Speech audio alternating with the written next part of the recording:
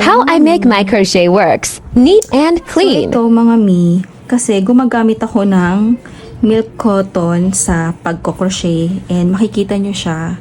Ayan, marami siyang mga himulmol. So ganyan talaga pag milk cotton ang gamit, mahimulmol. Yung iba, ang ginagawa nila, sinusunog nila ng, hindi naman sa sinusunog, pero pinapadaanan ng lighter. Ayan.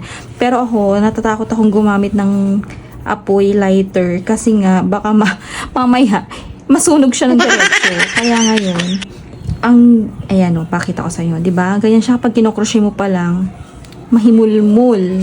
Ayan, oh. Kasi milk cotton nga itong gamit ko. So ako, ang ginagamit ko, ito mga mare, heat gun. Ayan. Papakita ko sa inyo yung after nito. So, try ko. Ganito lang siya. So, padaanan nyo lang siyang ganyan mga mima ko.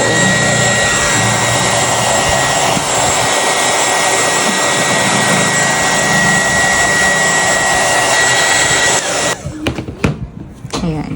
So, ayan pa lang, makikita nyo na nabawasan. So, parang same effect lang din naman siya kapag pinadaanan mo ng lighter. Pero ito, mas safe. Para sa akin kasi kapag lighter, may tendency talaga na masunog yung gawa mo.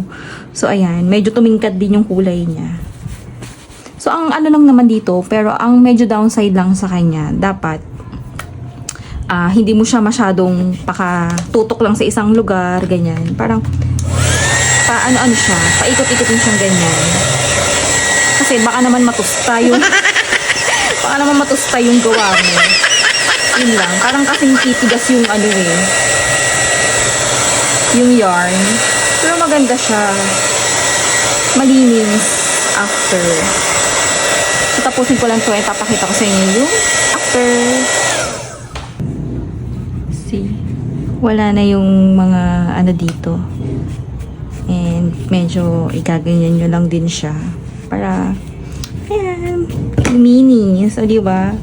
Luminis siya mga mi. Mas maganda kasi talaga pag medyo hindi kita yung mga himulmul. Kasi talaga yung milk cotton na yarn, mahimulmul talaga siya. Kaya ayan, ang ginagamit ko. This one.